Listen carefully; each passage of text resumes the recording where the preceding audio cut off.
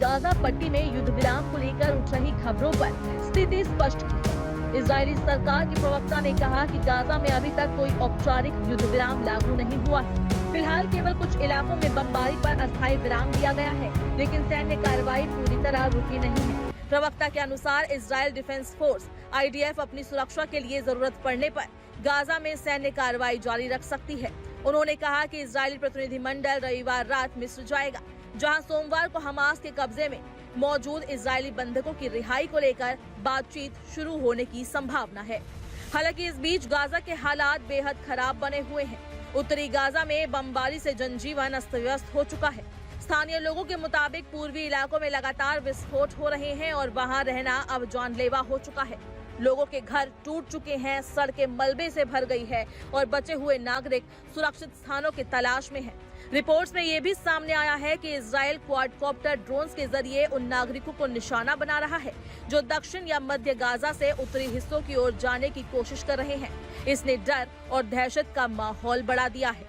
स्थानीय नागरिक युद्ध विराम की घोषणा का बेसब्री से इंतजार कर रहे हैं ताकि वे अपने घरों को लौट सके, लेकिन लोगों का दावा है कि शनिवार को कुछ लोग जो अपने इलाके में वापस जा रहे थे, उन्हें इजरायली सेना ने रास्ते में ही गोली मार दी। इससे लोगों की उम्मीदों को गहरा झटका लगा है। गाजा के अस्पतालों में घायलों की भारी भीड़ है।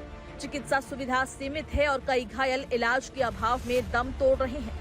अस्पतालों में जगह की कमी है और डॉक्टर लगातार काम कर रहे हैं, लेकिन स्थिति नियंत्रण से बाहर होती जा रही है। इस बीच अमेरिका ने भी स्थिति पर प्रतिक्रिया दी है। अमेरिकी विदेश मंत्री मार्को रूबियो ने स्पष्ट किया कि हमास ने शांति समझौते की बात तो मानी है, लेकिन अब तक बंधकों को रिहा नहीं किया है। उन्होंने कहा कि केवल घोषणाएं करने से जमीनी हालात बदलते नहीं हैं।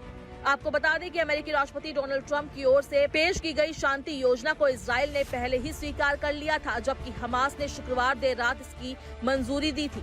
ट्रंप ने इसे एक सकारात्मक कदम बताया था और आशा जताई थी कि गाजा में जल्द ही शांति बहाल होगी।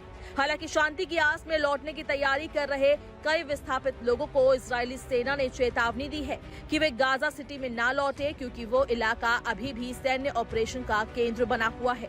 गाजा पट्टी पर हो रही बमबारी में अब तक 16 फिलिस्तीनी नागरिकों की मौत की पुष्टि हो चुकी है और कई इमारतें मलबे में तब्दील हो गई है। हर ओर तबाही का मंजर है, लेकिन इसके बावजूद लोग उम्मीद लगाए बैठे हैं कि ये हिंसा रुकेगी और एक दिन शांति लौटेगी।